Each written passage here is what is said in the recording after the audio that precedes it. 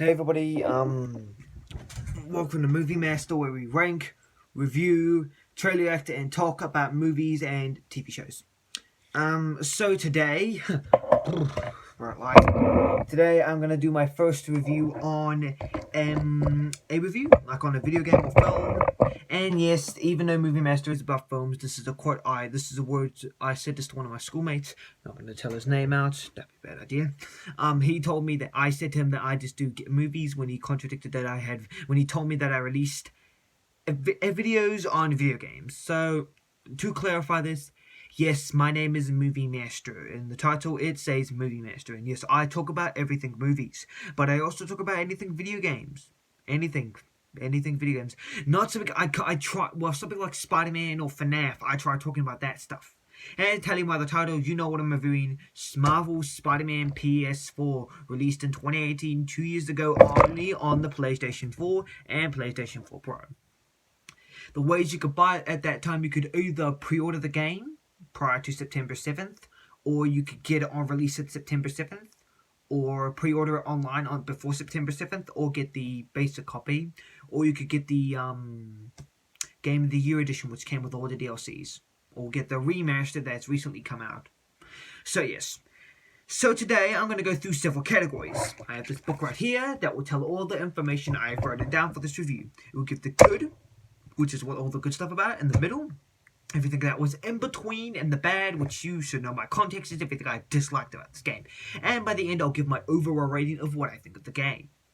And yes, this is my review of the basic game. I'm not going to do Miles Morales, or the DLCs, or any of the PS5 upgrades. I'm going to do those in future videos.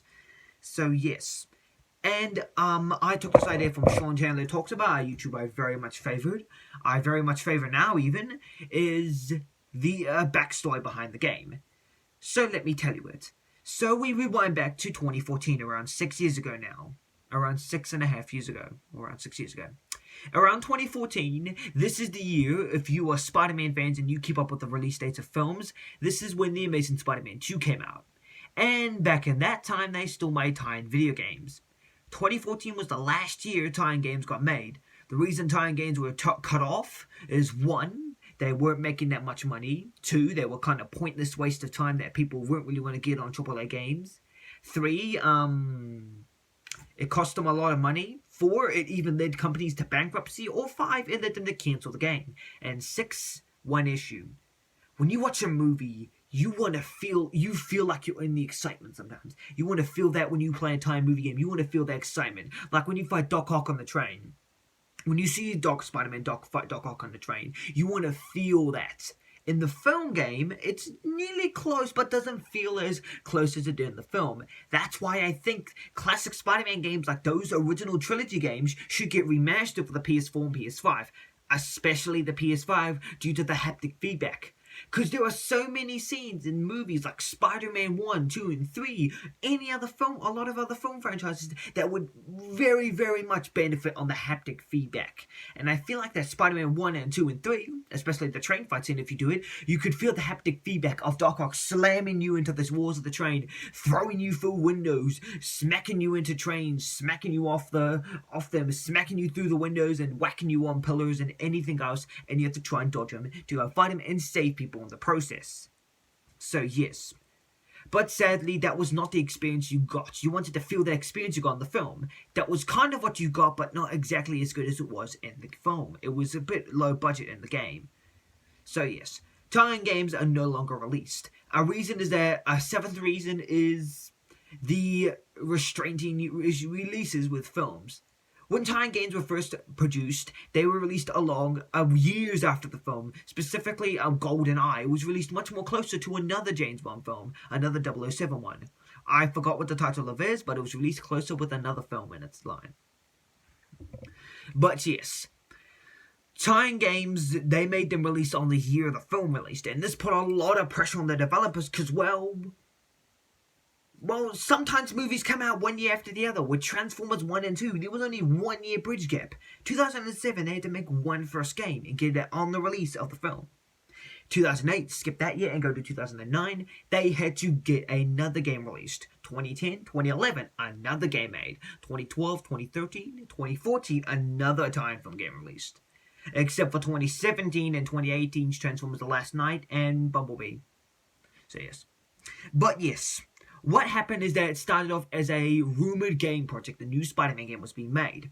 Beanox was supposedly supposed to be developing this game. Instead, what happened is... Sorry, that was something. Instead, what happened is, it kind of fell apart and Activision lost the rights to Spider-Man. As said before, a lot of people by now who are very big fans now, including me, know that Activision used to make Spider-Man games. If you guys ever played a Spider-Man game from 2014 and before, from 2000 to who owns a Spider-Man game from 2000 to 2014 now, whoever played one during those years, or during that time, it was made by Activision. The Amazing Spider-Man 2 was the last video game of Spider-Man with Activision's name on it. Activision lost the rights with Marvel over a dispute, and all the Spider-Man games were pulled from PlayStation Store, which means now the only way you can get those games is in digital copies or borrowing it from a friend. So yes. But with this, Activision lost the rights, and Beanox was under Activision. With this, Marvel and Sony took Beanox off the right of producing Spider-Man games. So they had to find another company. They searched, and they found Insomniac Games. Marvel Games and Sony went to Insomniac Games to ask what they wanted to do for a Marvel game.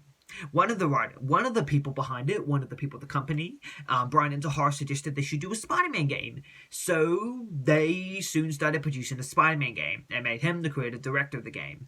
And they casted many actors and they casted facial captures. One in particular that I knew about, I can't really know the names of them by heart. The only one I know is Yuri Lowenthal and John Bubniak were casted as two characters. John Bubniak did the facial capture of Peter Parker, so how he looks in the game was done by John Bubniak. The voicing, however, was done by Yuri Lowenthal. Now, those of you who watched Ben 10 as a kid, specifically Ben 10 Alien Force, Ben 10 Ultimate Alien, and Ben 10 Omniverse, any of the shows that premiered in the 2000s, 2010s, and later 2010s, would know that Yuri Lowenthal voiced the character. And when he voiced Peter Parker, for me, when I realized that it was a very good connection, because he was from my childhood, so I could now trust this voicer with the role of Spider-Man. With this, the game started being finished. In 2016, they revealed a reveal trailer of small clips that were just made for the trailers. In 2017, they revealed a launch trailer and some E3 demo showcasing that was a clip in the game, but some things were altered in the post-game release. The puddle ones being the main one, and the QuickTime event being removed when you web up the when you go to a certain room in the construction site. You have to leap over, web up the guard, and you go down. He flips the web, goes down, and swing kicks a demon in the face. You just press triangle when it happens in the demo, but in the real game you don't press the QuickTime event because they removed that from the actual game. So yes, and many others were altered on the release of the game, and it was released on September 7th. My history with Marvel Spider-Man PS4 is that I didn't want to get it. I remember when I heard about it, because I haven't heard about a Spider-Man game in years, because the last Spider-Man game I heard of was The Amazing Spider-Man 2, which was, by that point, it was 2016, so 2017 was 2 years ago. That's the last time I ever heard about a Spider-Man game, or even tie-in game in general. With this knowledge, back to my book. With this knowledge, I didn't really want to buy the game because I didn't really like the suits. I just didn't know why. I just liked the classic suit better. And so with that, later on, in 2018, I asked my friend Caden at school, one of my friends, well, not Caden, but one of my friends, what the game's story was about, but not to spoil it, but go from the start. He told me about Dr. Octopus, or Otto Octavius as he was at the point of the story, Peter Parker, how he gets a new suit, everything, and after he told me that, on September 14th, when I went to the warehouse with my dad, the warehouse here where I live in New Zealand, to get me clothing, I spotted the game. I asked him for it. It was $95 at the time, and he got it for me, and I've been playing it ever since. So yes. But the game released on September 7th of 2018, and if you pre-order it, you got some extras. You got some skill points. I believe you got 3 skill points. You got a suspension matrix. You got 3 suits. So you got the punk Spider-Man Spider-Punk suit, along with the guitar suit power. You also got the Velocity suit and the Iron Spider suit with the Iron Spider arms, and the Velocity suit with the Blitz run. That's what you got. If you got the game regularly, you would still be able to unlock those suits and the gadgets and skill points. Just you would need to earn them in the game. So yes, later on around November and later on in the months, they would end up releasing DLC content. And later on, they'll end up releasing a spin-off or standalone called Marvel's Spider-Man Miles Morales. Now with that, we are now going to move into categories. First one is the good. The story for the game. The story is everything you tell. The story is obviously something you tell. In the movie, a comic book, or anything, you tell a story. With this story, it's a very fascinating story.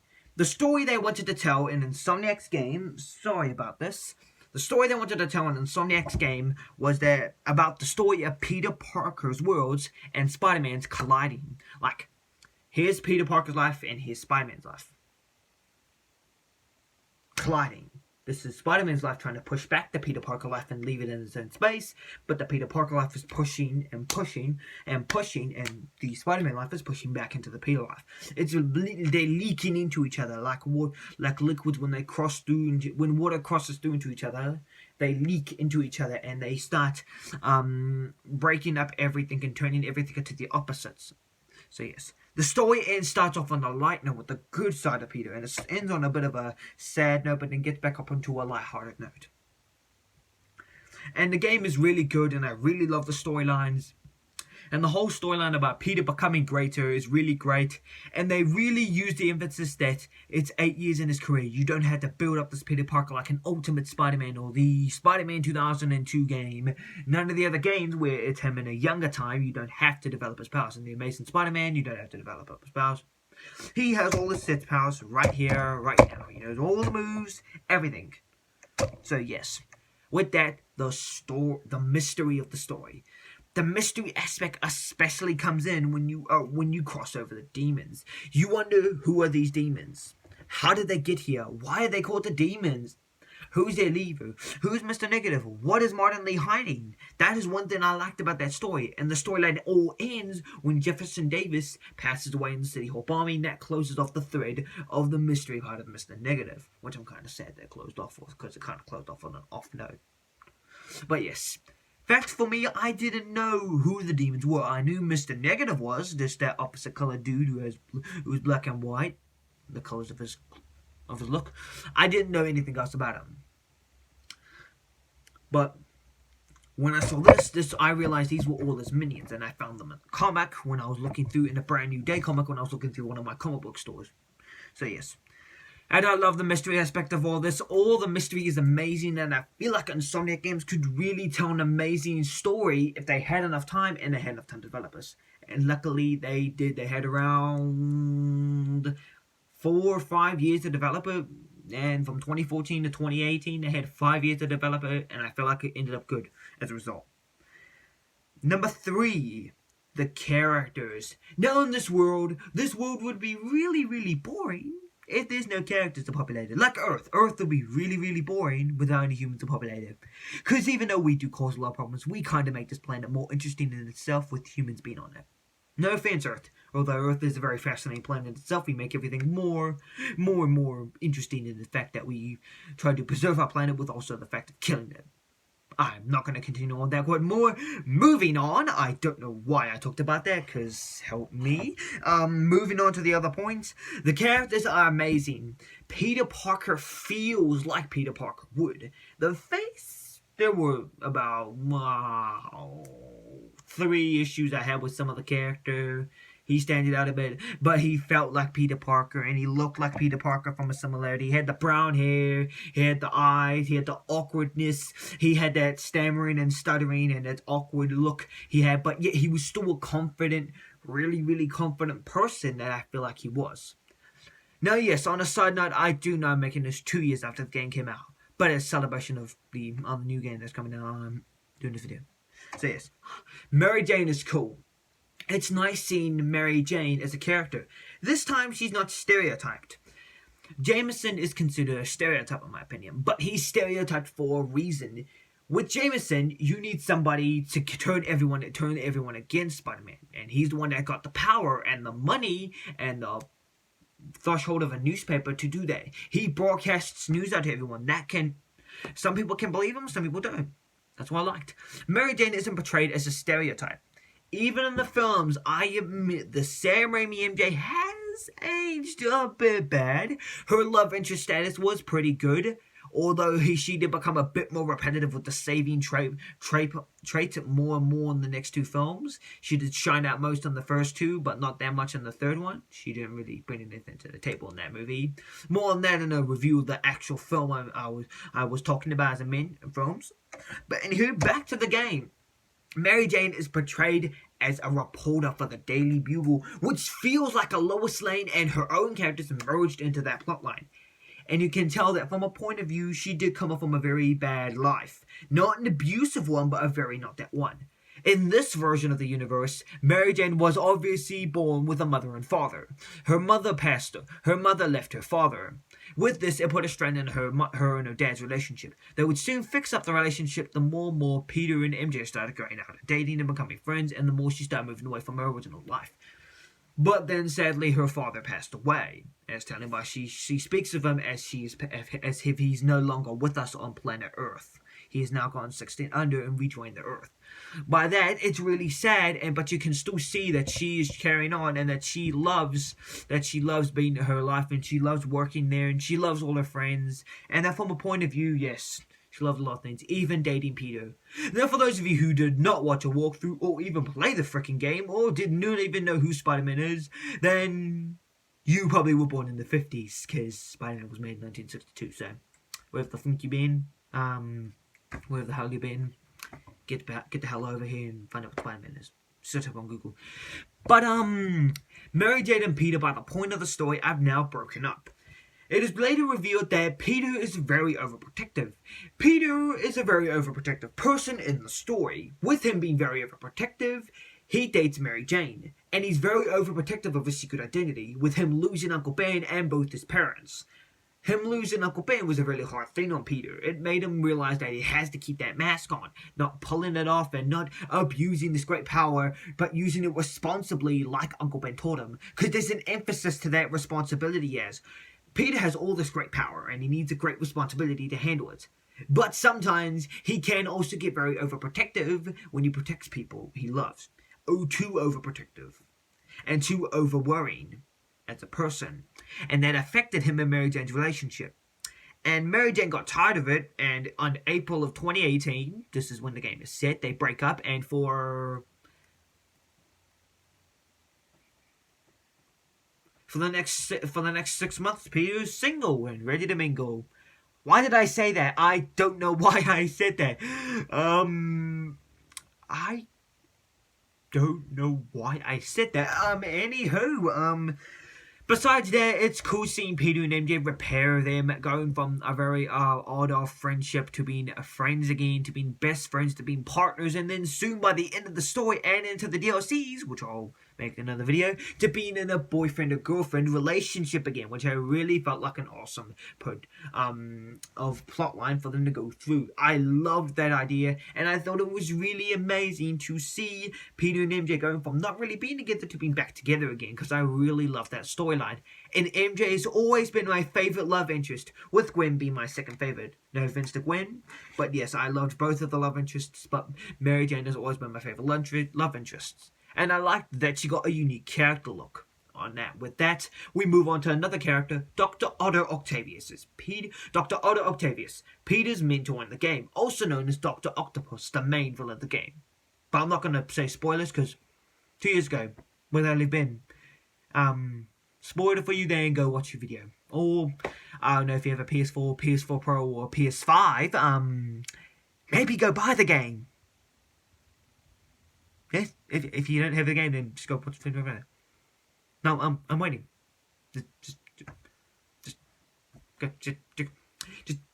Just you know what I mean. Just go find the game in the stores, or just go watch a walkthrough on YouTube. Not that hard.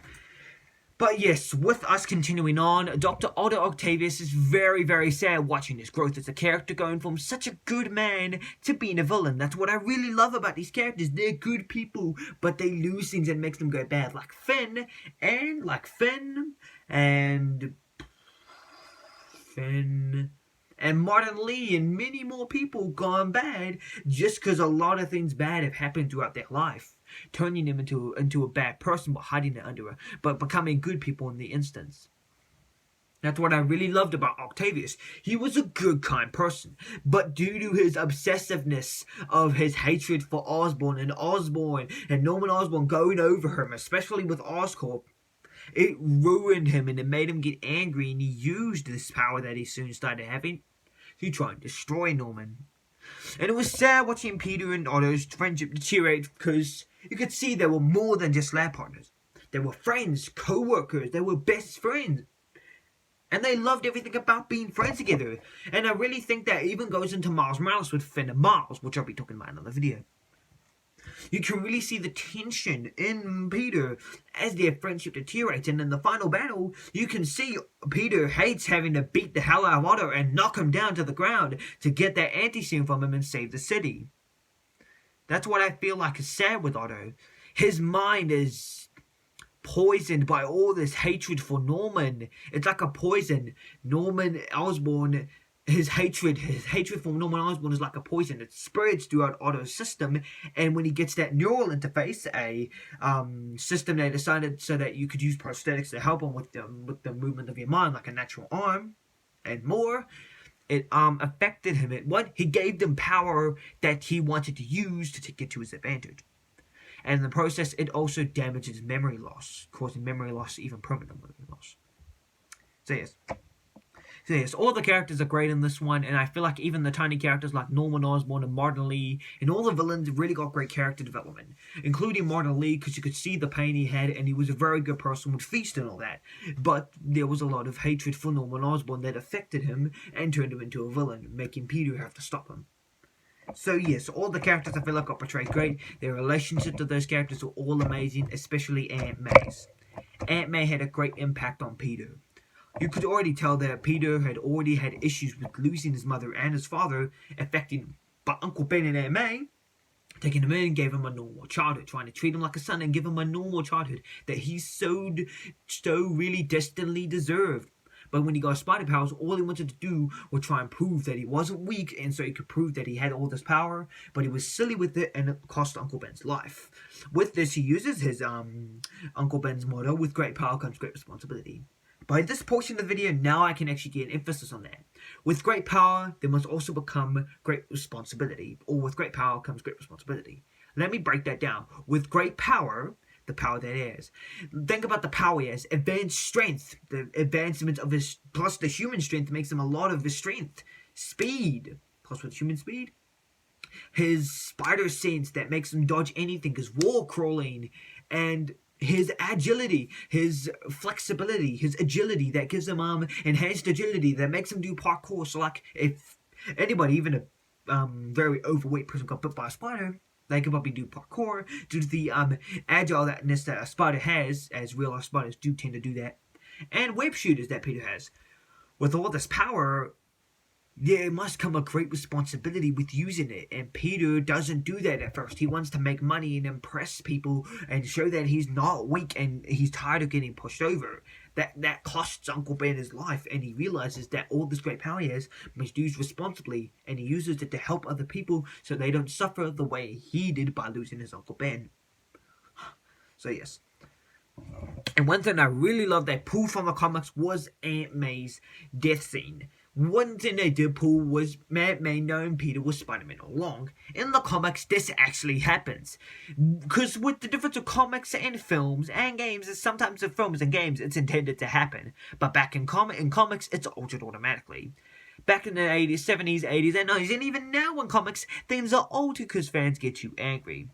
In Spider-Man, Peter's Azel's aunt passes away from cancer, from a very bad disease. I do not know what it is, and she passes away and tells Peter she always knew Peter was Spider-Man. to alter this due to the fact that nobody liked that idea for some reason because they were big children. They brought Aunt May back and it made it up that was an actress that no one else wanted. So in a sense of it, no offense to the fans, it feels like when the fans don't want something to happen, Marvel alters it, and then when the fans want something to happen years later, Marvel sticks to their guns this time. Fans, no offense, fans, any type of fans, gotta kind of make up their mind, like Godzilla fans. I mean, come on, no offense. You guys wanted more Godzilla, you got in King of the Monsters, and you complained about too much Godzilla. So, what the hell? Just fix up your problems, man. Fix up your problems, guys. No offense, but you gotta fix up your problems. But yes. Now with that, the portrayals of these characters. Now, the portrayals of these characters is very important. How you portray them is how we, the audience, see them. Now we know everyone. Peter Parker, MJ, J. Jonah Jameson, Dr. Octopus, Norman Osborn, Electro, Rhino, Scorpion, all the other villains, we know who they are. But they're always altered in some way in each incarnation of the character. Each different version of the character is different from the previous one. Every origin is told, every step he takes, every second, every hour, every minute, every day, week, month, year, and decade that is gone with a Spider-Man. They each have a different impact on overall the story of Spider-Man and impacting the history of the Spider-Man series. So yes, with this, the portrayals of Spider-Man, especially all the characters, is amazingly great. I really love the portrayals of all these characters. I feel like it's really good seeing the portrayals of these characters, and it's really amazing how they are portrayed in the game. Yuri Lowenthal, many of the other actors and actresses, both the facial capture and the combat capture when they do the fight scenes, and the voices all did a fantastic job at bringing these characters to life. And with Insomniac Games' help, they brought it all more to life, which is what I think is really good. Another thing, the combat. Number 5 is the combat. The combat is amazing, and you can tell that they definitely got this from Arkham series. The gadget wheel. Now, it's common that superheroes have other gadgets. In the game, Spider-Man has these several gadgets. The basic web shooters. Next to that, you have the concussive webs, the impact webbing, the spider drones, the electric webbing, the suspension matrix, and the trip mine and the web bomb. Don't know if I got one wrong. I got one mixed up a bit, but there's 8 on the gadget wheel in total. And you got a lot, and you can have a lot of refills. For the first one, for the web shooters, it's 10. For the other 7, it's 4. But yes, I do believe the gadgets are really well used, and you have to do a lot of other scenarios. With the combat, they got a lot from Arkham Knight. There are some modifications, like the dodge button is not triangle, it's O. You press O instead of triangle when you do flips in the Arkham Knight games. Although if you're playing on Xbox, I think it's Y. In the Xbox consoles, you press Y to dodge. On the Spider-Man ps4 one, you press triangle. On the Arkham games, and press circle on the Spider-Man ps4 games. But yes, with that, I do believe the combat is really awesome, and I really believe it has a lot of good things about it, and I really believe that the combat is something you have to master. Now, I've been playing this game for nearly 3 years, the Spider-Man ps4 game, and I've had to master the combat in and out. It takes a lot of time to master it. Even in Miles Morales, I had to get used to how Miles is fighting. You had to get used to Miles and Peter. They both fight differently. But one thing I did like with Miles Morales that I'll put in another video is every skill point you purchased in the first game is already available to you and accessible to you in the second game. In the first game, you have to learn how to master the combat. The combat is masterful. Unlike the Amazing Spider-Man 1 and 2 games, which just copy and pasted everything from Arkham games over and made it, boom. Bing, here's some combat copied from Arkham, here's some other stuff from the other Spider-Man games, here's boom, outline for the film, boom, there's some stuff from the film, and, I don't know, and all a bunch of stress money, and make it look like it's a film tie-in game, slap the cover on it, here's the game cover, and put it out in stores. And take this, and boom, you got it out in stores. That's what they did with the Amazing Spider-Man 1 and 2. So it did kind of feel like a bit rushed in the process. And yes, I actually do around some of the stuff on my desk right now to throw around that. third round to give you a very perfect example on how this would be effective. So yes. Yes, I am actually putting all this back. I don't cut anything out because I can't edit, so all this you see right now in the recording as I'm recording this basically makes the final cut of the video. Although one day I'm going to cut a lot of stuff when I get the chance to finally be able to edit. I really need a laptop. But anywho, with that, the combat is amazing and I really feel like it's unique and it's something you have to master. And you have to give alternate scenarios because you don't know what's going to happen. You have to give alternate scenarios. One fight you might need to use the web shooters. One fight you might need to use the web shooter and web bomb. One fight you must have to use the trip mine and the electric web. One fight you might use the web bomb and the spider drone, or you might have to use the suspension matrix and concussive blast, or the concussive blast and impact web. Or you have to use the combat and the electric webbing and spider drones to take out all your enemies. So yes, that's what I really feel like is good. And a very useful tool, the four most useful webbings are these ones. The web shooters, impact webbing, suspension matrix, and trip mine. Those are the four most important ones. And including the next one is the spider drones, because they can very much help you out in battle. So yes, with that, I do believe the combat is very amazing and it takes time to master this combat. If you don't, you're pretty much kaput. But again, if you don't play this game, then just play Miles Morales. With that, the detail. The world got massive detail, and there was a lot of detail they put into this. Now, yes, the remaster they've released currently has way more detail, but for the game at the time, it had some pretty good detail. There were some details that X'd out, but they had pretty good detail in it. And I really like the detail in the world. Now, with that short ended, now we go to the world. Another thing is I really like the world of the game. With this, the world of the game is what makes it really good. I really like the world and how it's designed and how it looks. New York City truly feels like a character. With the last two games, it felt like a background for you to just swing around in. New York never felt like a character in any Spider-Man game before the Spider-Man ps4 game. Every game before that, yes, including the good ones, always felt like just a background for you to live in. Every game from the first game in 1982 all the way to 2014's Amazing Spider-Man 2, New York just felt like a background. So I'll rewind all the way back to 2000. From 1982 all the way to the late 90s, it felt like it's just a background. With New York, same thing happened on the modern games. Spider-Man 2000 developed by Neversoft, Spider-Man 2 into Electro, just felt like a background. Well, yes, they were very amazing adaptations of the comics. If you were big fans of those comics, you would play that game, and it would be if you were a fan of the first Spider-Man game, you play this one. Spider-Man the movie game, New York just felt like a copy and paste of like here's your live action version of New York, and here's your movie game, and here's your cover. Now take it and go away. That's how Spider-Man the first game was treated, due to the fact they had a limited budget and a limited amount of time, and also besides the fact that New York City is treated like the game. Basically, if you loved Spider-Man 2002, the film, you would love the time game. That's the only reason you should play it. And Spider-Man 2, again, the map just feels like a place you run around in and flip in, and where the events of the game take place and where you do everything. Ultimate Spider-Man, same thing. Feels like the place where the game takes place. Again, the same thing with Spider-Man 3. Spider-Man 3 and Web of Shadows, it just feels like a background for you to use. Same thing, Shattered Dimensions, and at the time, I don't count them because they have no reason to. They serve no purpose. New York is not a world in there. It's a story-centered game. You have no world in there.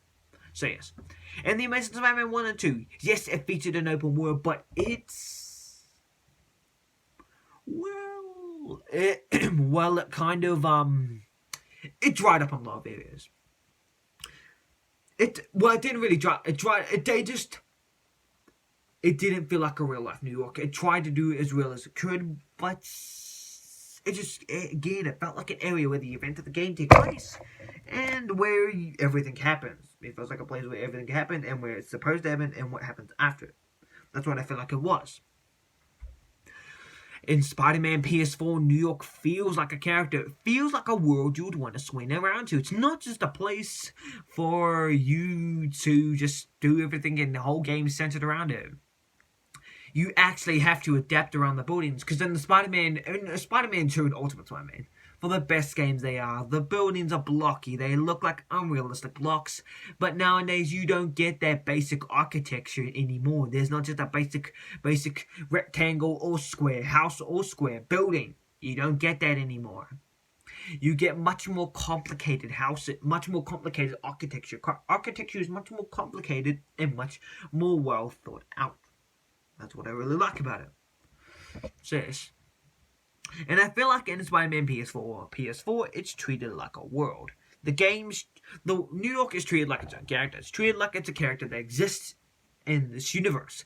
And I really like that plotline. So yes, I really think that's an awesome plotline that they tackled in this, and they made the world feel like a place like its own character in this universe.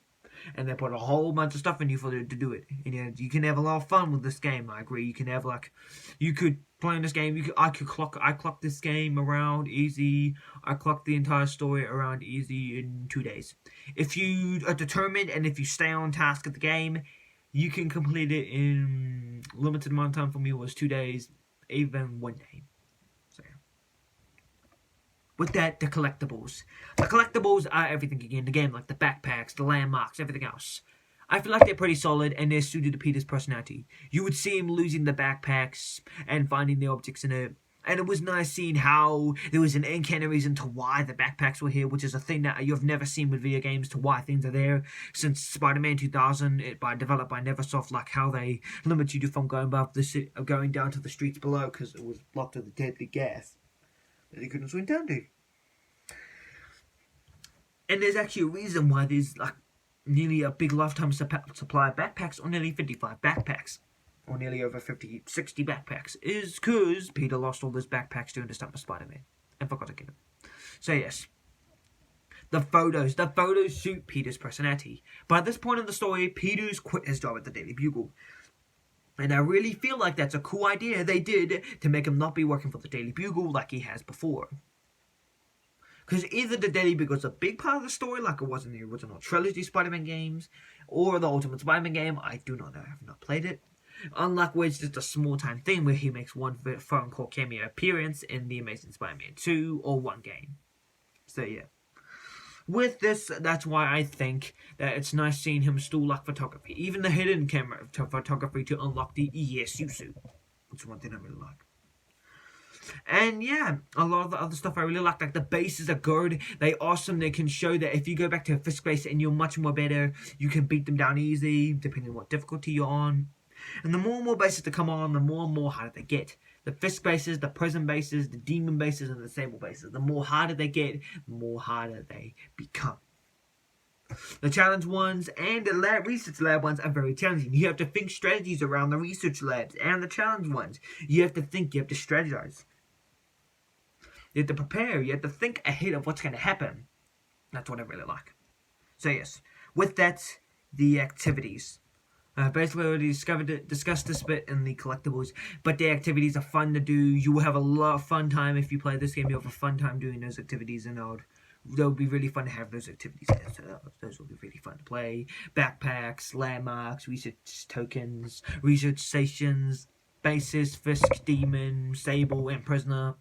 The crimes, the challenge tokens, the side missions are fun. Everything. Even the main mission is obviously fun. The suits. The suits are one great aspect of the character and the story. Sorry.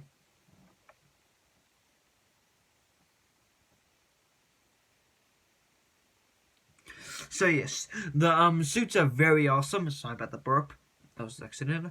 The suits in this game are very awesome, especially the later editions they made. The cool thing they did is they made a formula. Movie, comic, and original made. That's a formula they use a lot. Now let's use this formula. Let's go with the movie costume. How about the Iron Spider suit from Avengers Infinity War? Comic book suit. Spider-Punk, which is a suit from the comics that has not yet been in the film or originally created. The Velocity suit. The Velocity suit has not appeared in any previous film nor comic, so it's new, or even games. It's a new concept and it makes it a new original suit. That's their formula they normally like to work with. Although for the DLCs, it was a bit different. It was two comic book costumes, and one and one original costume. Well, no, for the first episode it was 2 comic book costumes and 1 original costume, and for the other two episodes it was 3 comic book costumes, or the other 2 being. Well, no, the first episode was one original costume and 2 comic book costumes. Second episode was 3 comic book costumes, and the third episode was 2 comic book costumes and a movie costume from the End of the Spider-Verse film. So yes. With that, the suits are all amazing, and even the add-ons like the 2 suits from Far From Home and the Fantastic Four one, and the Iron Man Advanced suit, and even the amazing suit, Spider-Man 1 suit, that was all amazing. So yes, with that, now goes the difficulties. The difficulty setting is a setting in the game where you can go from friendly neighborhood, a newly added setting, to friendly, to amazing, to spectacular, to ultimate. And I really like how it gives you more of an event, more of a hard experience. But I've only gone from friendly neighborhood to friendly to amazing. I went to friendly, Sam, when I started the game, because you only have friendly, amazing, and spectacular. You never had ultimate, nor did you have friendly neighborhood as a setting. But yes, I chose friendly, and then now I choose either friendly or amazing. I tried to do spectacular, but it was brutal for me, and ultimate would have been extremely brutal. Friendly neighborhood is quite easy. No, most of the villains go down on an easy throw, and everything finishes quite quickly. It goes much more faster. If you want a fast play experience with the difficulties, if you want just a 1-2 day thing, just do the friendly neighborhood difficulty, and you get over in about 2 to 3 days max. Maybe even just 2 days, or even 1 day if possible, but 2 to 3 days limited. 2 to 3 days max to complete it if you put it in friendly neighborhood. And friendly and amazing and spectacular and ultimate, those are all good and settings. The friendly is very relaxed setting, but still gives you a bit of challenge. Amazing is very balanced and very nice and balanced. If you can hear my son sneezing and wheezing, it's my dad. So, spectacular and ultimate want to provide you with the brutal experience. If you want a very brutal experience that will give you a lot of challenge, that's the one to get. If you want a very big challenge and a brutal experience that could probably, if you were Spider-Man, that could physically break you and mentally, use ultimate. It's the best way. With that is the challenges. Like I said, the challenges are different. They change over each version of the difficulty. Whatever difficulty you choose, the challenges is different. Low, high. With friendly neighborhood, it's low, very low. There's not really that much challenge. With friendly, there's a tiny bit of challenge. It's a tiny bit of challenge here and there. With amazing, it's balanced challenge. So you get balanced challenge. You get a good challenge, easy challenge, and bad challenge, and hard challenge. With spectacular, it gives you much more brutal, a bit more of a brutal and aggressive experience. The villains are more harder, stronger, so that when they punch you, it actually feels more stronger, and they're much more aggressive towards you, which makes it much more harder for you to do.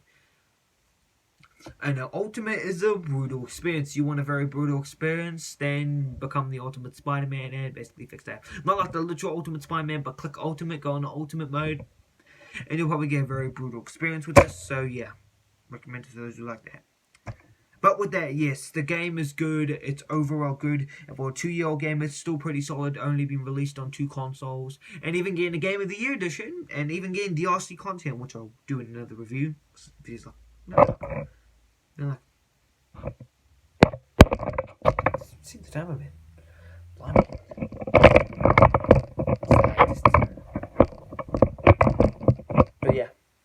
But yeah, you get the point. With that, the overall rating out of 10 is 10 out of 10. I give this game a 10 out of 10, and I believe it really does deliver on its great Spider-Man game, and I believe that the remaster, the DLC, will be really great, and so will the Miles Morales PS4 and PS5 edition. So, in the future, I plan to do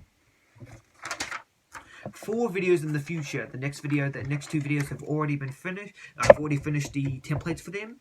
That is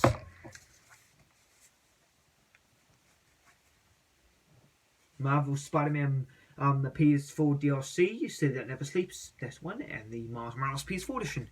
And even though I've not written it, the Spider-Man PS5 edition and remastered. I've already prepped up future videos for that. The next 2 videos I'll be uploading in maybe a few days later, but I gotta finish up, I gotta do my school. But yes, the next video I'll be uploading will be the City That Never Sleeps video and Marvel Spider-Man Miles Morales PS4 edition. So yes, no spoilers for The City That Never Sleeps, because well, it was made released 2 years ago, so you would have, yes. But I'll do spoilers on the Miles Morales version, and I won't do the PS5 version of Miles Morales until around start of next year, later next year, because I don't have the PS5. I'll probably do it in the next year or something. So you won't see me do a Marvel Spider-Man Miles Morales PS5 version review until next year or the following year or the year after even, or even a Marvel Spider-Man Remastered. I could watch YouTube videos on it, but nah, it's better that I experience it first before actually telling you guys. So yes, tell me what you thought of my first ever review in the comments below. Maybe I better cut back some of this extra talking. So yeah, I really enjoy doing this, and I cannot wait to see my next review on The City That Never Sleeps storyline. So this is my first review on Marvel Spider-Man, released on the PS4 and PS4 Pro, and it is also available online on the PlayStation Store. And there's also three episodes called The City That Never Sleeps, compiled of The Heist, Episode 1, Turf Wars, Episode 2, and Silver Lining, Episode 3. So yes, that was my review of Marvel Spider-Man, released on the PS4 and PS4 Pro in 2018. On September 7th, 2018. Now, tell me in the comments below if you guys want me to still do The City That Never Sleeps and Miles Morales storyline. I will definitely do The City That Never Sleeps, and if you guys want me to do Miles Morales, I will do that one. So yes, enjoy your guys' day, and yeah, I'm gonna go film my video project for my school day, because I don't know, I'm not gonna tell you about my personal time. No, it's father. I don't want to tell you about my personal stuff. I'm not telling you about my personal stuff. But as always, I've now gone a final line. So now, as always, keep watching movies, and even if you grow old, keep loving the movies, keep loving the flicks, keep going to the cinemas, keep eating the popcorn, keep digging into those films, and keep your love for movies. So yeah. And enjoy your afternoons, and see ya.